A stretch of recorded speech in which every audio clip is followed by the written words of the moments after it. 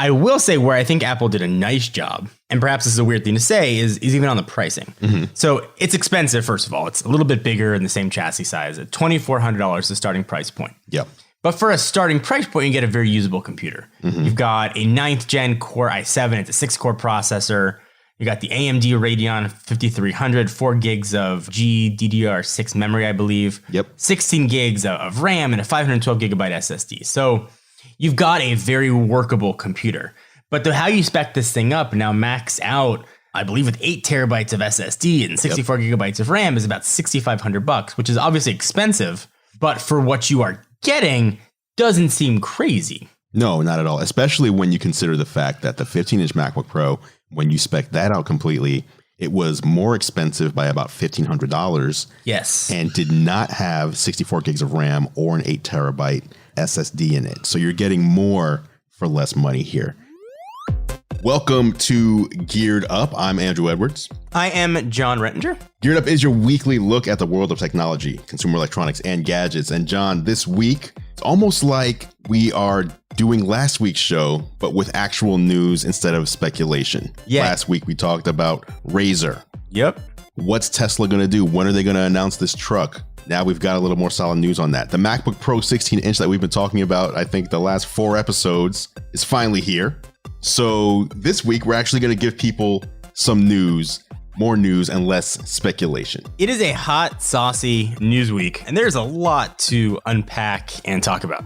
So yeah, let's start off with the RAZR phone. Were you at the event? I was not at the event. Despite it being in San Diego, I was not there. It's like right there. It's right by you. I mean, it's pretty close. I had some family stuff to take care of that night. Couldn't make it down to San Diego, but spoke to many people who have seen the phone, spoke to Motorola. I am super pumped about the reborn RAZR, but it's not perfect. Okay. Well, yeah, I don't think even the original one wasn't perfect, but were you around? I mean, you were around, but I don't think a lot of people, Yeah. We were around. I waited in line. Oh, are you serious? Yeah, I waited in line in front of the Singular store. I actually waited in line with, believe it or not, Ryan Seacrest. What? When I lived in Los Angeles. Yeah. It's my fun RAZR story. He was in line with me to get the V3. I had the RAZR. I had the Crazer. RAZR 2. Wow. I mean, really kind of ran the gamut of those RAZR phones. Did you have the rocker?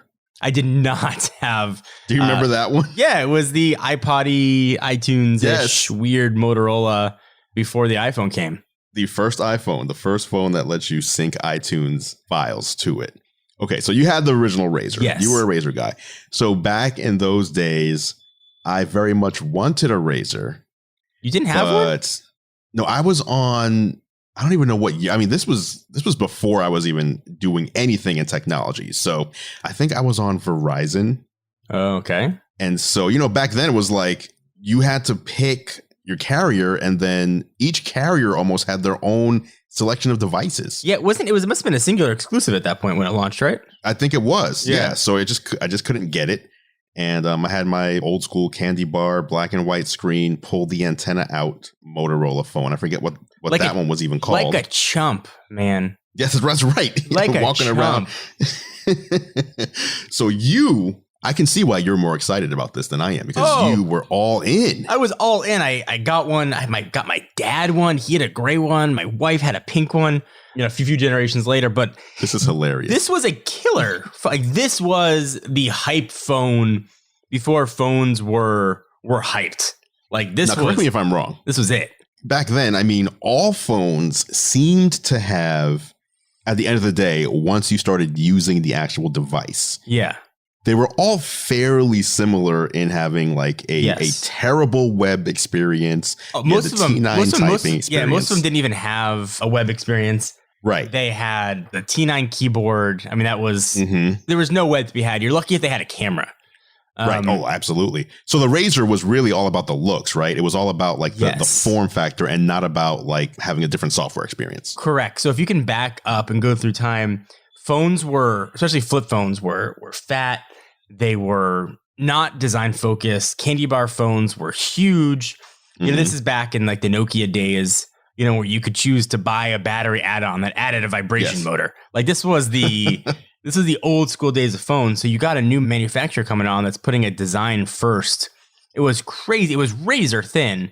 It had a crazy metal keyboard. It had a camera. It had a ridiculously silly UI, but who cared? All phones did back then was answer phone calls. That's really it. It was it. It was absolutely amazing. And what the original RAZR did was brought almost something special to an existing form factor. And if you look at what the new RAZR's doing, it's doing very much that same thing. It's bringing something new to an existing form factor. And I respect the heck out of Motorola for this, let's call it ambitious launch. Okay, so we gave everybody a little history lesson. Let's jump into 2019, the year that foldable phones became available to anyone who'd want to buy one. We now have the Motorola RAZR, although this is a 2020 product. It's coming early 2020. Verizon exclusive. We'll talk about that in a minute. But what we have here, for all intents and purposes, is a phone that, at least at first glance, looks like a foldable phone with a foldable display that will not have some of those issues that many people have had with the Galaxy Fold. Yes. So I guess for people that haven't seen it, it's a foldable phone. It's taking a vertical fold. So it's like taking a normal candy bar phone and folding it in half the short way. And then you kind of open it up into, a normal candy bar phone, close it into a flip phone style. So what you've got is less of the screen area that's actually folding, which certainly lends itself to less areas with creases, more stable hinging, and just less issues overall.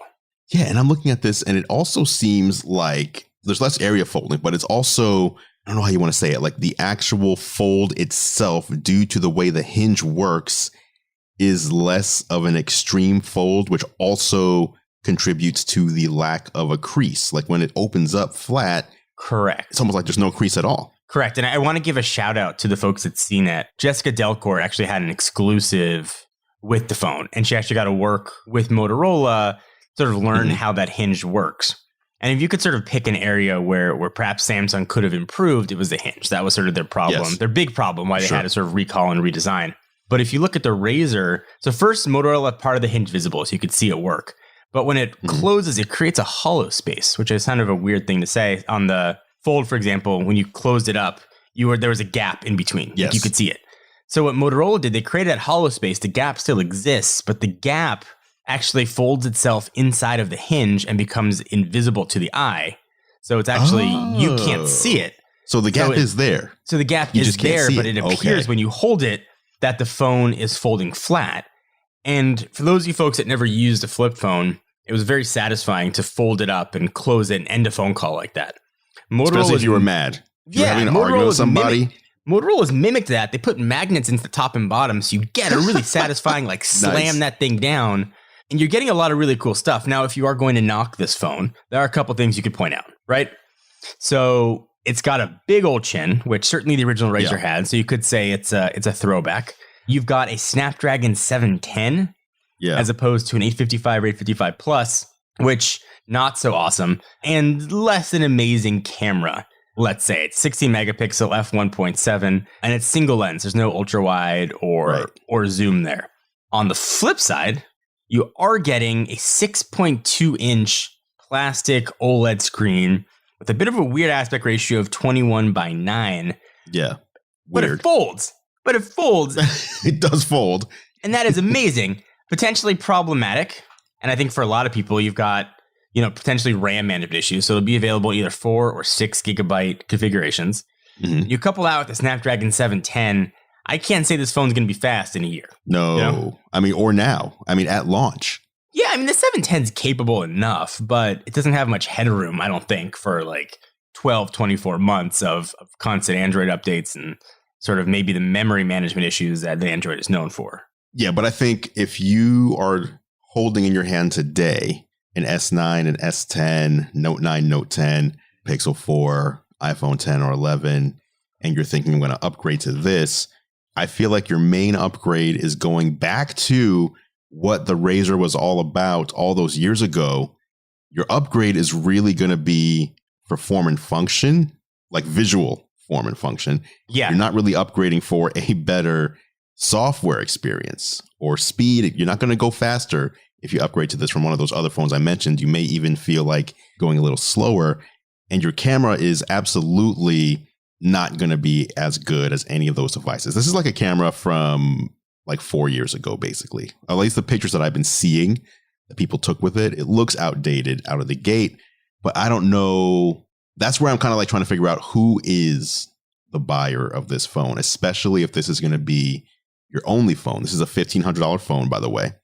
If this is your only phone, who is the customer? Because I don't know that the customer is someone who wants bleeding edge technology, because the only bleeding edge technology you're getting here is the screen, which is some of the best bleeding edge technology out there. But the whole rest of the phone is going to feel like, I don't know if people are going to feel disappointed after a couple of weeks after buying it. Okay, so let me ask you a question. So you are fortunate enough, you drive a performance Model 3. Is that correct? That's correct. Does right now 0 to 60 in, by all accounts, sub 3 seconds. Insanely fast, right? Yeah. Beautiful looking car, but it's not the most beautiful looking car on the planet. It's a good looking car.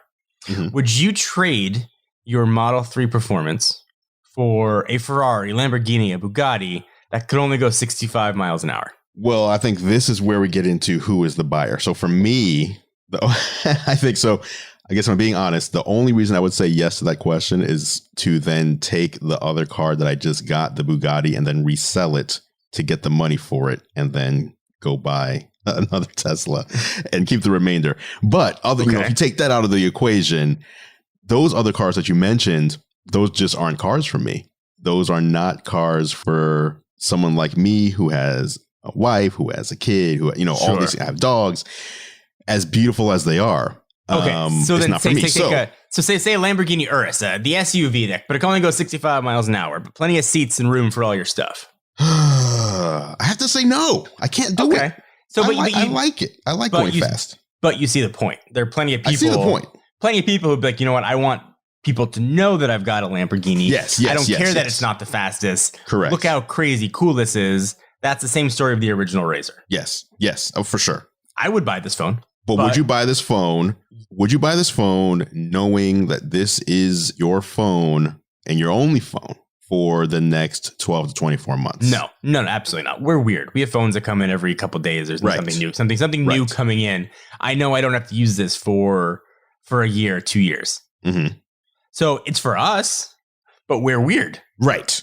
But that's a weird market. We are not a big market. We are not a big market. But if you extrapolate, like the influencers, who people are going to see using it, like perhaps people will say, well, it's good enough for Andrew Edwards. Maybe it should be good enough for me. Yeah. This is interesting. Verizon exclusive. I'm not a big fan of exclusivity. Weird. We haven't had an exclusivity thing in that seems like an antiquated thing. We haven't had one of those in a long time. The Pixel has had the exclusivity thing before the Pixel 4. But it was sold unlocked. You could get it unlocked. True. Yes. So is this not being sold unlocked at all? This will not be sold, as far as I know, unlocked. Wow. Okay. But didn't realize that. Supposedly, it's a lifetime exclusivity agreement, but there will be an international version that supposedly will have the exact same band support as the Verizon one. So, ways around it. That's interesting.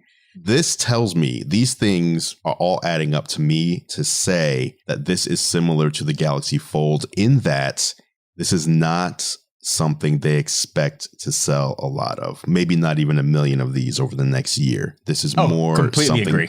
They're going to make some, I don't know, 200,000, 300, 400,000. They're going to sell them and they're going to use this as almost I don't like to use the term public beta test because it makes it sound worse than it is. But basically, they're going to use this opportunity to learn where the technology should go in the future, rather than implying that this is the full realization of foldable displays. So we can say that it's, let's say, a widely available developer unit. There you go. Is that fair? I think that's fair. So you're buying one of these, just to be clear. Oh, yeah, 100%. If they don't send me one, I will definitely buy one. This is a phone that's on your radar and worth the money. For me, I feel like it's a phone I have to do a video of course. Oh, 100. Yeah, this is definitely a video phone. For sure. I don't like to do the thing where people buy a product and then knowingly to return it. Like, I'm just going to buy this so I can make a video, but I know I'm going to return it later. I think that's kind of cheap and silly.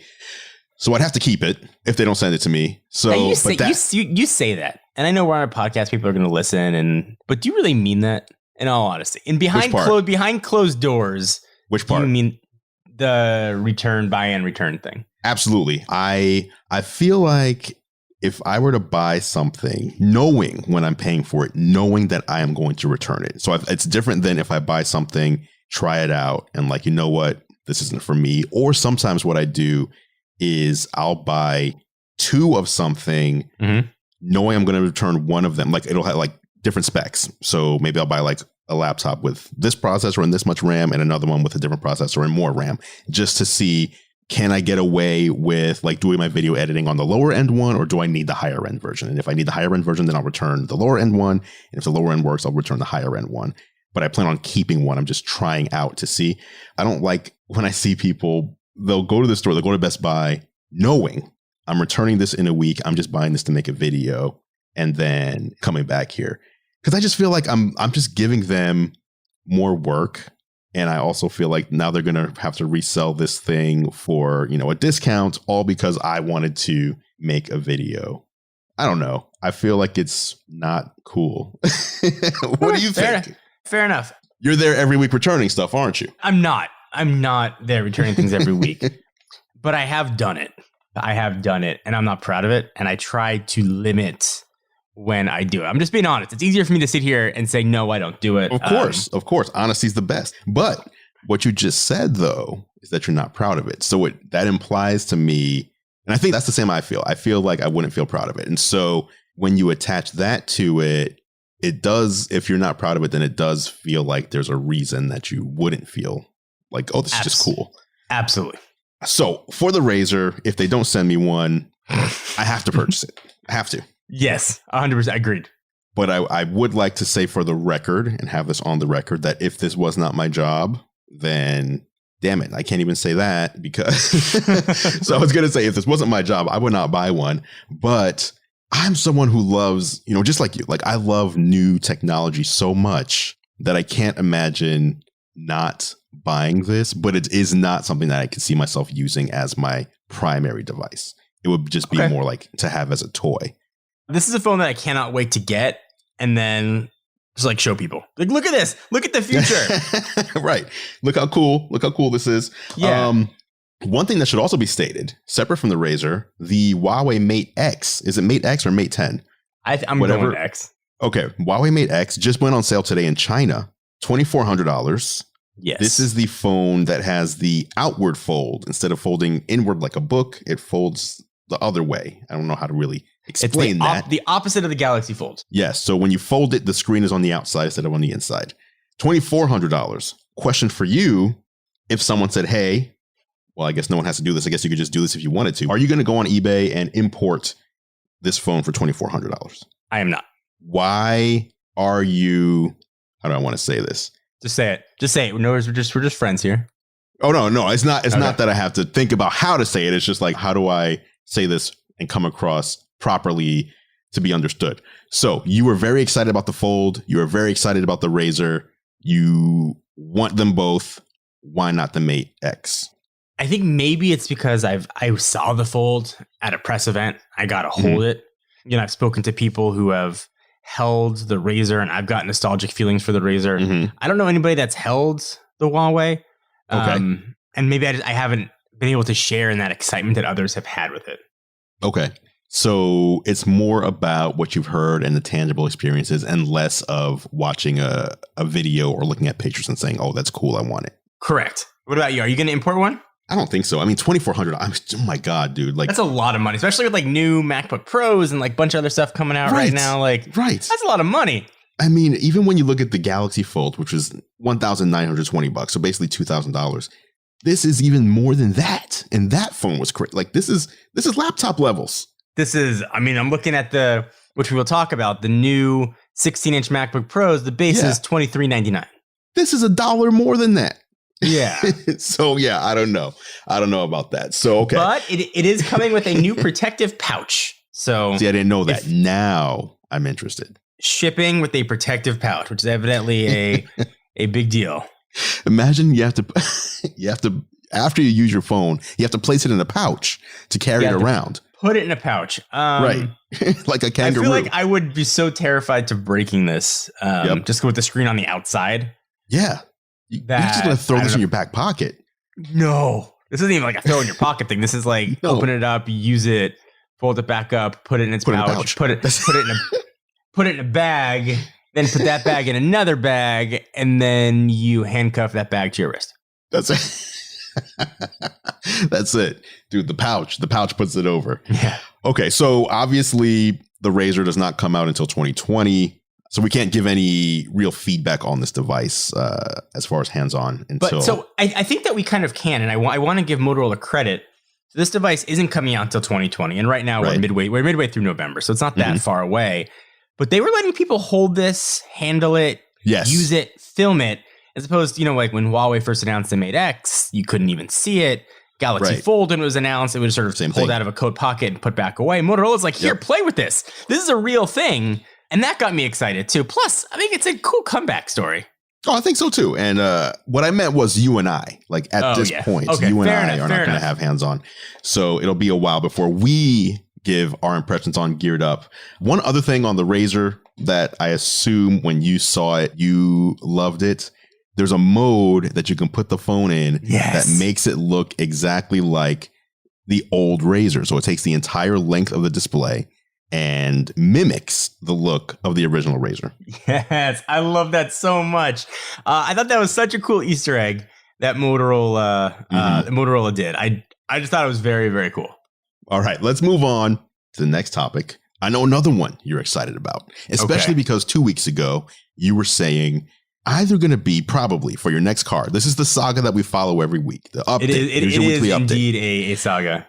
So you were saying your next car is either going to be a Model 3 or, for some crazy reason, midlife crisis, whatever you want to call it, you were looking at a straight up pickup truck. You were enamored. A straight up pickup truck. That's right. And now we have finally a date, November 21st. I'm still waiting for my invite, Elon. I don't know what's up, but Tesla will be unveiling officially their pickup truck. The CYBRTRK. The CYBRTRK. Which it appears is going to be the actual name of the truck. What? Yeah. Yeah, they trademarked CYBRTRK. Was it?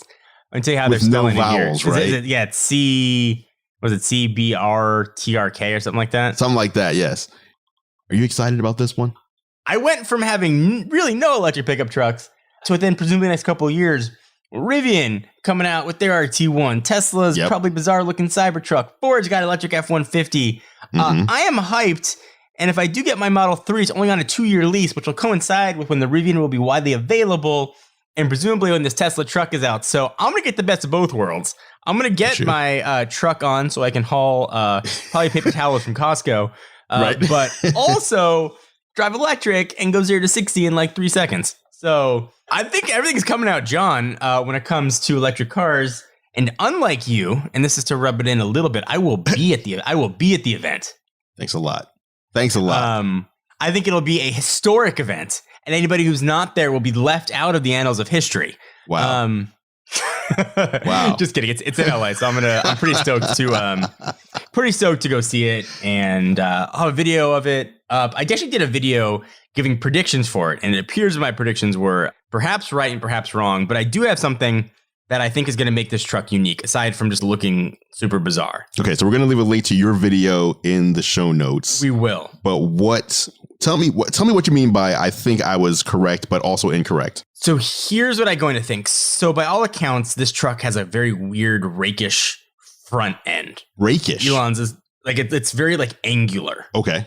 And that seems like a very strange decision for a truck. Mm-hmm. And to Tesla's credit, their design has usually been beautiful, but there's been function to the form. Yes. Correct? Sure. Yes. Because the curviness of the Tesla vehicles is, not just to look good, but also for aerodynamic purposes. Correct. Yes.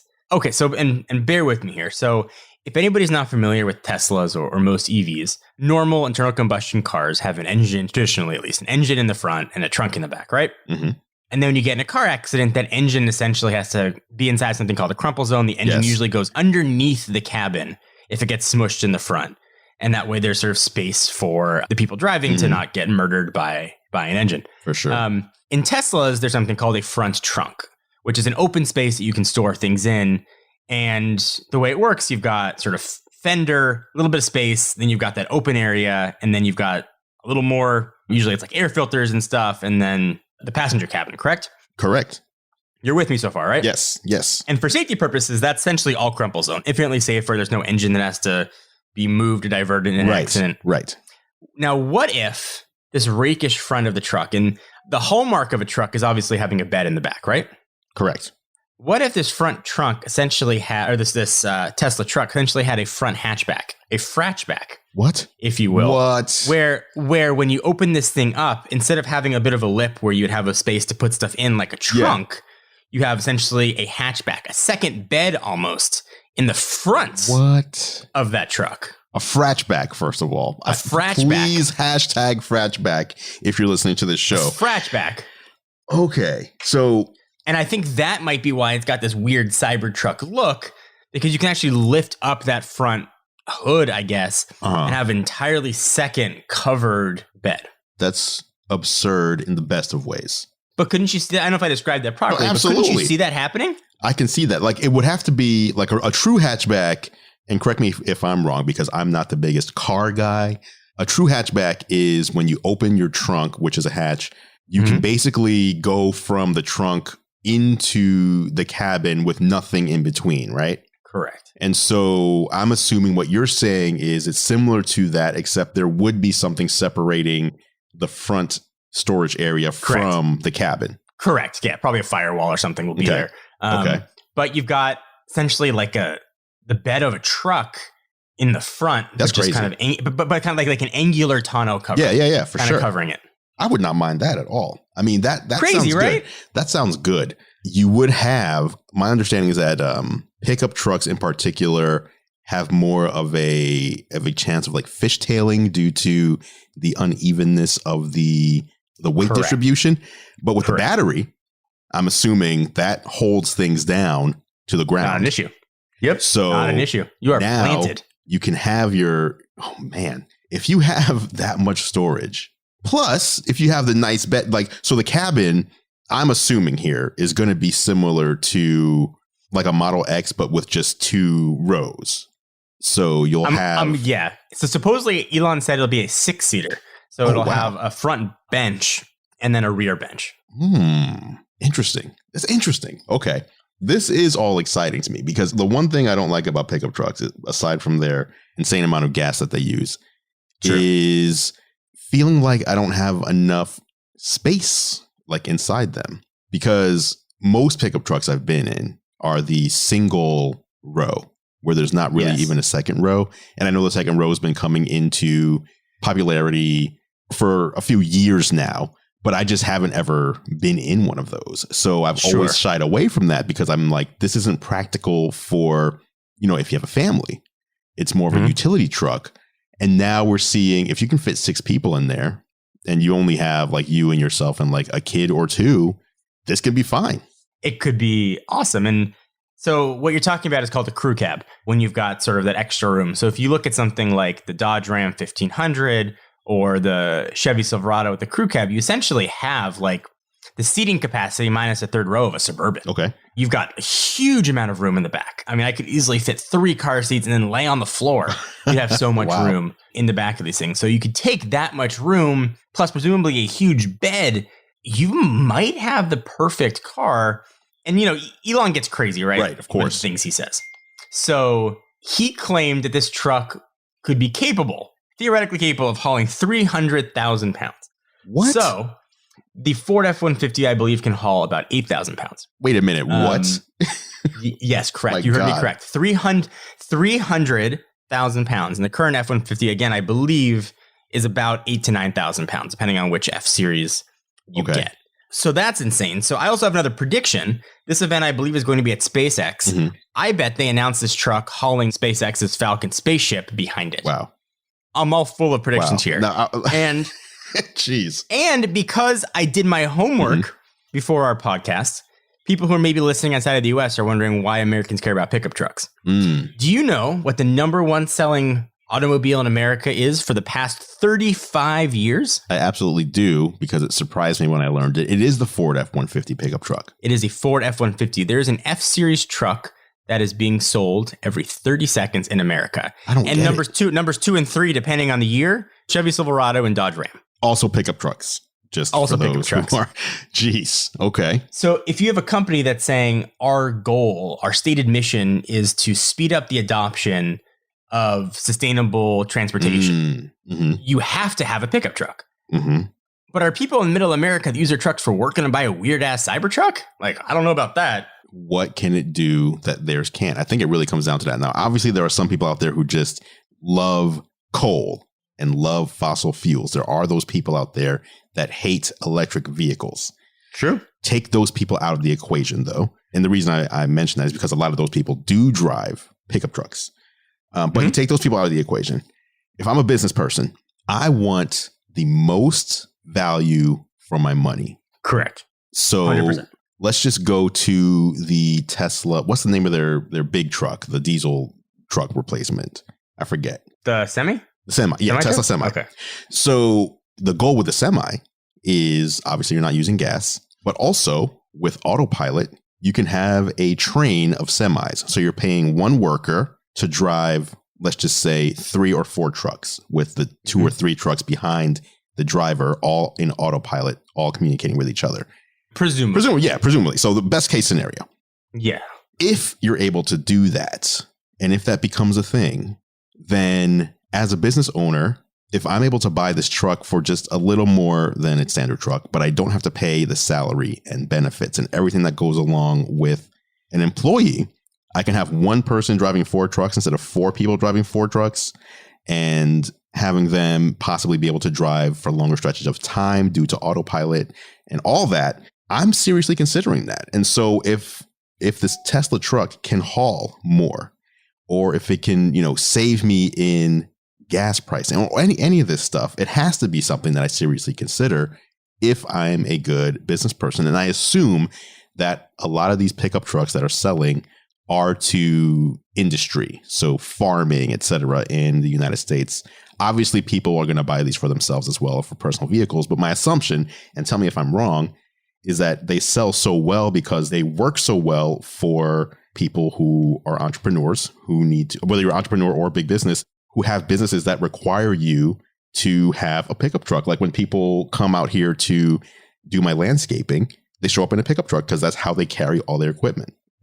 So I don't know. I think if you're a clear-minded business person, it has to be something that you're going to consider. And I would assume Tesla, like you did before the podcast, Tesla has done their homework and said, you know what? Here are the pain points for business owners. Here are the pain points for people who buy pickup trucks. Why do they buy them? How can they be made better in a way that we can do that no one else can do? And if they have a story to tell like that, I don't know, man, game over. I agree. And if you look at the pain points of trucks, what you said very eloquently. It's how much can it hold, how much can it haul, and how often do I have to fill it up and for how much? Okay. And I think taking out the folks that really just love, the sound and the engine noise of trucks, and I'm sure that's a lot of people, taking those folks out of the equation. If you say, okay, the average truck can haul or can tow, let's say 8,000 pounds, even 10,000 pounds on the high end, if you want to go for like a 250 or F350. Okay. And now you've got a truck that Elon's claiming can haul 300,000. Obviously, that's insane, and it would rip the car apart to do that. But let's even say 10% of that. Yeah. 30,000. Right. That's essentially 3 times the hauling capacity of a regular truck. And beyond that, due to the nature of a truck, you can have huge potential batteries underneath the bed. And he's claimed a starting price of around $50,000. So assuming that, that goes up to 60 or 70. But because I've looked at a lot of trucks, if I look at a Dodge Ram Limited 1500 fully loaded or an F-150 Raptor pretty fully loaded, you're looking at around $70,000 for a truck. Okay. So if you compare $70,000 to $70,000, you're probably getting one of the bigger battery packs, probably getting about 350 miles of range. Plus you can tow 30,000 pounds. This is an insane amount. And beyond that, you've got access to supercharger networks. You can charge it at home. You're not putting out that crazy amount of money for gas. That's an appealing proposition. I just hope it doesn't look so damn ugly. Yeah, hopefully it looks good, but the price right there that you mentioned. Like, that is so surprising. Like, matching the pricing of similar vehicles is not typically what I think of when I think of Tesla, especially like non-Model 3 vehicles. So the price seems like it's going to be right, man. I'm excited to see what they have to show us next week. I'm stoked too. On our next podcast, we can talk about it. Yes. I'll have seen it, and we can share some opinions on if we were right or wrong. Okay. And I do not want to be left out of the annals of history. So I am continuing to see how I can make my way, finagle my way into this event. So hopefully I'm standing beside you when all goes down. We'll see. Listen, I would love that. And drinks on me. Nice. All right. Coming up next after the break, we'll be taking a look at the long awaited, and it's finally here, 16-inch MacBook Pro. That's coming up next on Geared Up. Welcome back to Geared Up, brought to you by National Car Rental. I'm Andrew Edwards, and it is now time for the National Car Rental story of the week. As you know, Geared Up is sponsored by National Car Rental. And if you don't know, I also do a show with National Car Rental on YouTube called Technically Speaking, where I bring you the latest, my picks for the best tech for business travel. Whether you're business traveling or even whether you're going for leisure travel, there's a lot of tech out there that can make your travel more efficient or even more fun. You can check these episodes out at the nationalcar.com control center or go to youtube.com/National Car Rent. The latest tech puts you in the driver's seat. National Car Rental's Emerald Club will keep you there. And once again, big thank you to National Car Rental for sponsoring Geared Up. All right, John, it's finally here. We've been talking about this. We've been waiting with bated breath. We suffered for 3 years with butterfly switch keyboards, and seemingly Apple has heard us, and they've given us what seems to be a mea culpa. The 16-inch MacBook Pro was announced a couple of days ago. It's starting to arrive in people's hands today. And for all intents and purposes, for everything that I'm seeing here, Apple has not only addressed the concerns, many concerns people had with the previous model, but they've also improved it in ways that no one even expected them to. So let's run down the list here. MacBook Pro. First of all, when it was announced, how excited were you? So first I want to ask, how bated was your breath? so bated, bro. I mean, I think that I felt guilty to like the Apple rumor mill of like, this is going to be amazing. It's going to have Face ID and it's going to hover and all this kind of crazy stuff. Then what you get is just like a 15-inch MacBook Pro replacement with a 1-inch bigger screen. Right. I mean, and is that it? Okay. Is that it? I mean, okay. So we can talk keyboard. I did not have butterfly keyboard issues, but that is not to say they did not exist. Sure. But because I did not experience them personally, I don't have the vitriol that makes sense that perhaps others have. That makes sense for those keys. Okay, so I have had, just for the record, several butterfly key MacBook Pro, MacBook Airs, and I have had to get 5 of them replaced at an Apple store after purchasing specifically due to keyboard issues over the past 3 years. Prior to these butterfly switch keyboards, I had to have MacBooks replaced 0 times for keyboard issues. So it was definitely something that was affecting me and always had me kind of nervous. Even if things were going fine, I always just felt like, when is this going to happen again? Because it obviously will. Yeah. So I get that. And so they essentially went back to the old style of switches, just made it a little bit better and improvements. I will say where I think Apple did a nice job, and perhaps this is a weird thing to say, is even on the pricing. Mm-hmm. So it's expensive, first of all. It's a little bit bigger in the same chassis size at $2,400, the starting price point. Yep. But for a starting price point, you get a very usable computer. Mm-hmm. You've got a 9th gen Core i7. It's a 6-core processor. You got the AMD Radeon 5300, 4 gigs of GDDR6 memory, I believe. Yep. 16 gigs of RAM and a 512 gigabyte SSD. So you've got a very workable computer. But how you spec this thing up now max out, I believe with 8 terabytes of SSD and 64 gigabytes of RAM, is about $6,500, which is obviously expensive, but for what you are getting doesn't seem crazy. No, not at all. Especially when you consider the fact that the 15-inch MacBook Pro, when you spec that out completely, it was more expensive by about $1,500. Yes. And did not have 64 gigs of RAM or an 8 terabyte SSD in it. So you're getting more for less money here. We can run down. So you talked about the keyboard. Now, to be fair, they didn't go back to the old keyboard. What they did was they basically took the Magic keyboard that comes with your iMac, if you buy an iMac or iMac Pro, and they took those keys and just basically transplanted that into the MacBook Pro. So you still have a lot of the benefits that they wanted the butterfly switch keyboard to have. And I actually didn't realize Correct. this. My assumption when I have an iMac Pro with the keyboard that came in the box here, I always assumed that this was also a butterfly keyboard. Interesting. Just because they look similar, but apparently not. This is a scissor switch keyboard. And so they just took this and put that into the MacBook Pro, which is good. They brought back the escape key, which a lot of people want. I didn't care about that one. That was one I rarely hit escape, but apparently a lot of people do. And they also moved the touch bar, that whole top strip, up just a little bit to avoid people accidentally tapping on it when they don't mean to. And they separated Touch ID out into its own button. And this one did throw me off. The arrow keys are now once again the reverse T shape, so you can just feel for them. That would always mess me up ever since they got rid of that to make it look a little better, like make it look more even.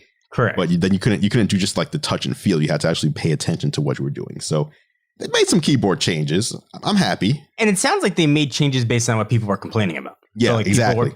A lot of people wanted the escape key. A lot of people wanted the reverse T for the arrows to go back. A lot of people wanted the keyboard to change. So I guess I give Apple credit. A company that generally maybe doesn't listen so much to feedback seems to be listening a lot to feedback. I think so. Display is bigger, as we said, 16 inches. Now, the last one was 15.4 inches, so it's not a full inch larger, but it's a little more than half an inch larger. Yeah. It also has a little bit of a higher density.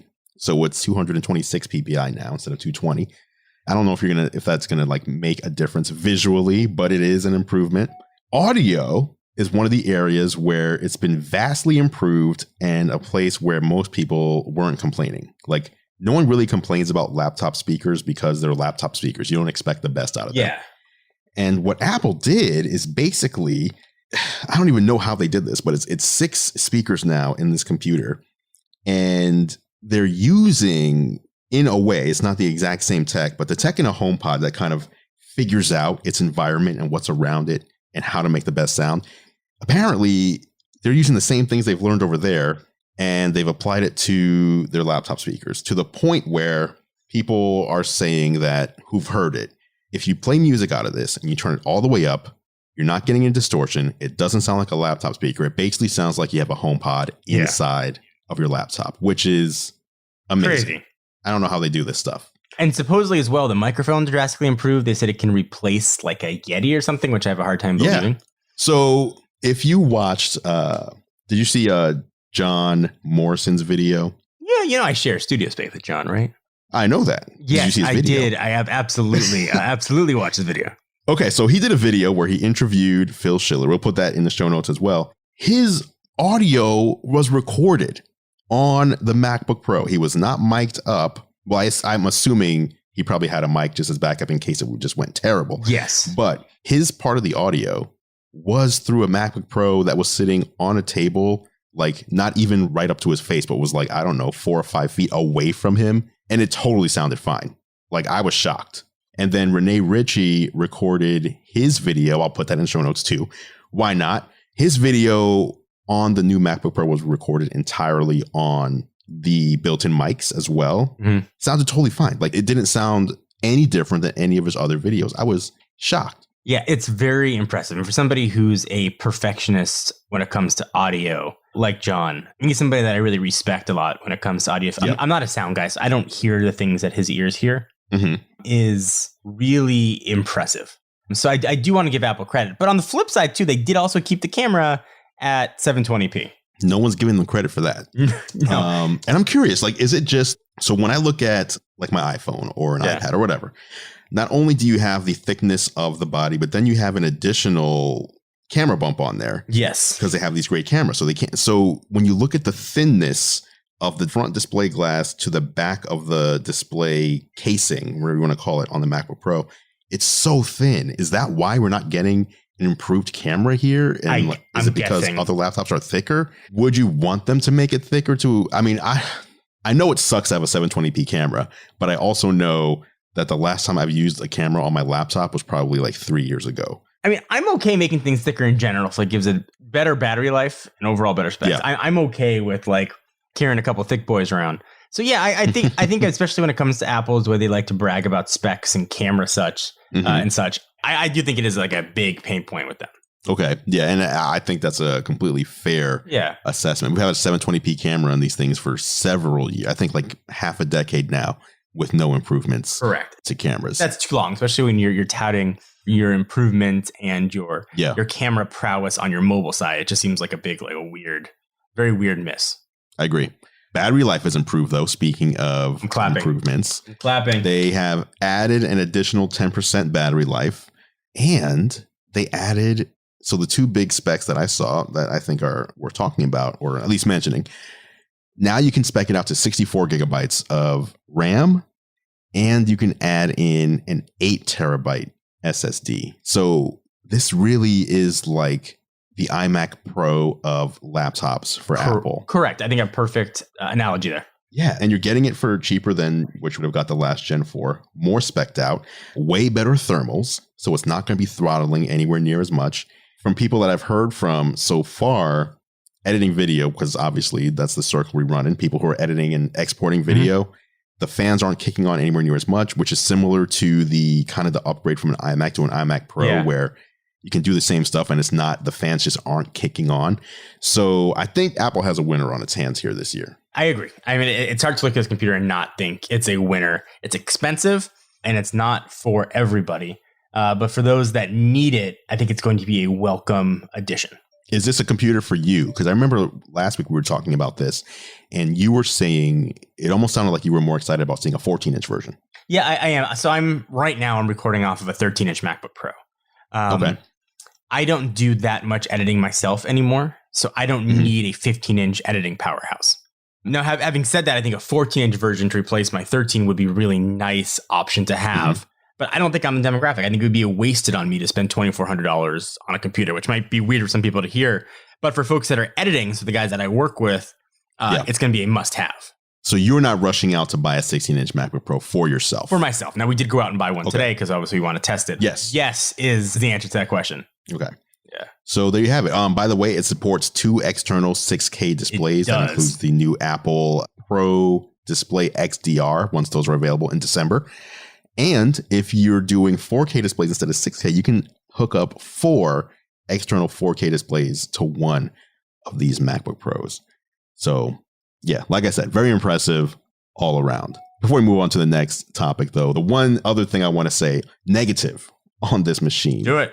With all the things that we just read, that we just talked about, all the specs, all the improvements, all the ways that Apple listens to the consumer, no SD card slot. They couldn't I know. They couldn't just give it back. As long as they're bringing things back, right? Just that one thing. I mean, if you're a photographer, if you're a videographer, I mean, I don't know. It seemed like that was the one port. And I don't mind when Apple takes stuff away. I didn't care about the headphone jack. I didn't care about the CD drive. But that one, the SD card slot on the MacBook Pro, I felt like that was a little bit too soon. You felt it. I felt that one. That's fair. I think that's fair. I mean, mostly due to laziness, I guess. It's the dongle life, right? Right. You have to grab your dongle, or you have to grab a USB-C cord and put it into the camera and put the camera into the computer directly instead of just taking the card out and slapping it in the computer. Whatever. Anyway, 16-inch MacBook Pro available right now. All right, let's move on to the last topic before we get out of here. Okay. Everything we talk about this week is like a big announcement and something that's been long awaited. This is another one of those long awaited big announcement. Finally here, Disney Plus. It's true. It's here. You have children. Launched on the 12th. I have children who are already very into it, mostly because I'm forcing them to watch Tailspin and Gargoyles, the things that I watched as a kid. But I did the 3-year D23 thing. Yes. It is awesome. And remind me, did that give us like 3 years for $60 or something like that? It was like an insane. I think it was like crazy. 40% off. Then I realized I've got Verizon and I could have had a year for free because I've got one of their limited plans. So joke's on me for that. But it has been the streaming service to have. You still don't have all the Marvel movies, but most of them are there. All the Disney movies, all the Pixar movies, all the originals that are there, which I'll talk about in a minute. National Geographic, every season of The Simpsons. I mean, the amount of content that's there and what's coming is amazing. Despite it having some launch issues and it crashing for a bunch of people, which They should not have happened. Right, right. Very interesting. I found very quickly, for me personally, that I'm excited for something like this, Disney Plus. I think of all the nostalgia, all the stuff that I used to watch. I'm going to get to watch whenever I want to. Yeah. And then I get the service and I'm like, well, I've already seen this. So I like that it's there. I just like to see it visually on screen, that I have access to it, but I have no desire to watch The Lion King right now. Like, I've already watched it. So I've quickly find that I actually am more about, on any streaming service, more about the originals. Let me see the new stuff, like The Mandalorian, for example. So I feel like Disney Plus is kind of lacking on day one with original content. So I don't disagree with that. The nice thing, though, about the old stuff, though, is you can download it. And you can keep all those movies on your iPad. You know, if I'm traveling with my kids, I'd buy a bunch of stuff and download it and keep it. I don't have to do that anymore. Right. I can just download it. Now, it is short on original content, which I will give you right now, but more is coming. You know, you've got sort of The Mandalorian as the flagship, which, and I'm not going to do any spoilers here. I haven't seen episode 2 yet, as the filming came out today. Chapter 1 was awesome. And is episode 2 out? It came out today. Ah, okay. So I cannot wait to keep watching that show. And my friend Jock Slade was on the very first episode of the Jeff Goldblum show. Yes, he was. That was cool. That is amazing. So I had another reason to watch it, just to support him. So I'm in. I am all in on Disney Plus. Even if my friends weren't in it, I would still be all in on Disney Plus. I like it. I just wish that they followed, like with Apple, right? Apple was all original programming, no back catalog of anything. Nothing. And so what they did... They don't have any IP, right? Right. So what they did with their new shows, though, was they gave you 3 episodes out of the gate. So they didn't do the Netflix thing where it was, here's the full season, just dropping day one, bam. Yeah.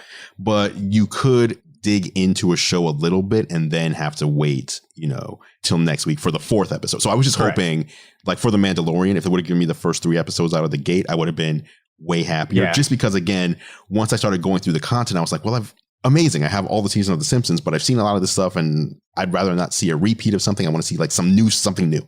So that was just it. And again, obviously this is going to grow. And this is not, is in no means do I mean to say this as an implication that you should not sign up for Disney Plus. I'm just more pointing out the one thing that I wish that they had more of on day one. Totally fair. Totally fair. But no, I mean, this is interesting because they said within 24 hours, they had signed up 10 million subscribers, which, I mean, that's nothing to shake a stick at. Obviously, that's not anywhere near what Netflix has. I am super curious how Apple TV Plus is doing with the whole, if you've purchased any Apple hardware in the past, I think it was like 4 months leading up to the release, and then anytime after, you get a full year. How many people are they seeing using their service? Probably a lot, I would imagine. I would assume so too.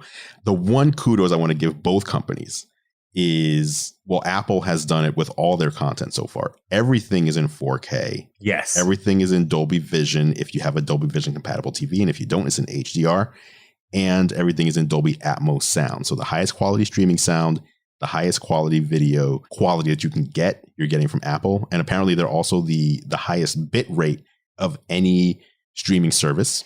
But Disney Plus also, anything that they can put in 4K, they put it in 4K and HDR. They're not doing Dolby Atmos on, I haven't seen it on anything, but it's a nice to have. It's not a must have. Yeah. The one thing though, how is Avatar not in that's just full HD? Like Avatar? That's surprising. Maybe there's technical limitations for what they could do, but no, that is weird. Surprising. That is definitely surprising. Yeah.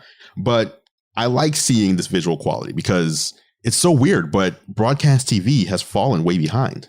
Broadcast TV is not giving you the best sound, and it still seems to be stuck in 1080p land. Correct. It's the streaming services that are taking us into the next level. All right, Disney Plus. Have you been using Apple TV Plus at all? I watch Helpsters with my kids on it, but no, I generally am not watching too much on Apple TV Plus. Helpsters, okay. I'm very excited for Servant. Have you heard of that one? I have. That one does look very good. I'm a M. Night Shyamalan fan.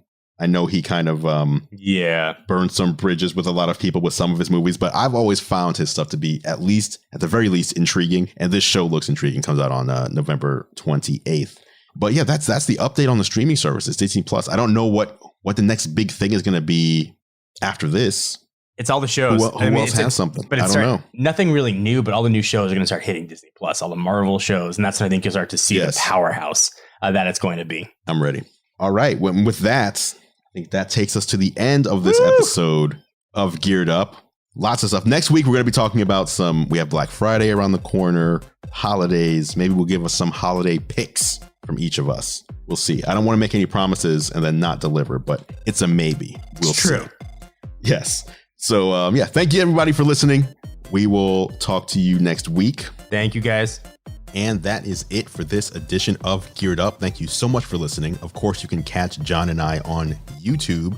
I'm at youtube.com/gearlive and John is at youtube.com/John4Lakers. Feel free to head over and subscribe to our channels to stay up to date on all the latest tech. Speaking of subscribing, you can subscribe to Geared Up in your favorite podcast app if you haven't done so already. Just search Geared Up, that's 2 words, not one, in Apple Podcasts, Spotify, Pocket Casts, Overcast, or really wherever you choose to listen. If you like what we do, please consider leaving us a rating and review. It really helps other people find the show. Geared Up is a Gear Live podcast, and you can see more from us at gearlive.com. Thank you so much for listening. For John Rettinger, I'm Andrew Edwards, and we'll catch you in the next episode.